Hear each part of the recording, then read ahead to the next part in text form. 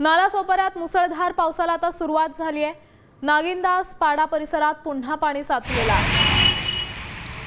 काही दिवसांच्या विश्रांतीनंतर नालासोपाऱ्यात आता पुन्हा मुसळधार पावसाची सुरुवात झाली आहे। या संपूर्ण स्थितीचा आढावा घेतलाय आमचे प्रतिनिधी मनोज तांबे।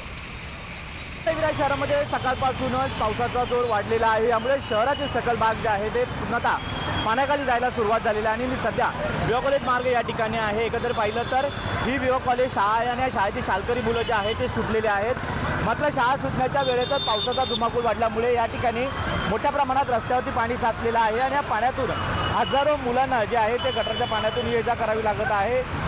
अनेक मुलं जे आहेत त्या गटारच्या पाण्यामध्ये साचलेले आहेत, तर अनेक मुलं जे आहेत ती शाळेत जाण्यासाठी प्रयत्न करत आहेत। दूषित पाणी आहे, या दूषित पाण्यातून लहान मुलं जे आहेत ते आता ये-जा करत आहेत। एकंदर पाहिलं तर सकाळपासूनच पावसाची शहरात रिमझिम सुरू होती, मात्र काही तासातच पावसाचा जोर वाढल्याने पूर्णतः शहरातील सकल भाग आहेत ते पाण्याखाली जायला सुरू झालेले आहेत। अनेक लहान मुलं जे आहेत ते एक दुसऱ्याच्या साह्याने या ठिकाणी पाण्यातून मार्ग काढत आहेत आणि घराच्या दिशेने निघालेले आहेत। अनेक मुलं बघत असाल तर बॅग लावून या पाण्यातून व्यवस्थितरित्या बाहेर पडण्याचा प्रयत्न केला जात आहे। मात्र सकाळपासून पडणाऱ्या पावसामुळे आता शहरातील भाग जो आहे तो पूर्णतः पाण्याखाली जायला सुरुवात झालेली आहे। पावसाचा नक्कीच जर जोर वाढला तर शहरातील अनेक भाग जे आहेत ते अनेक रस्ते जलमय होत आपल्याला पाहायला मिळेल। म्हणून विरार।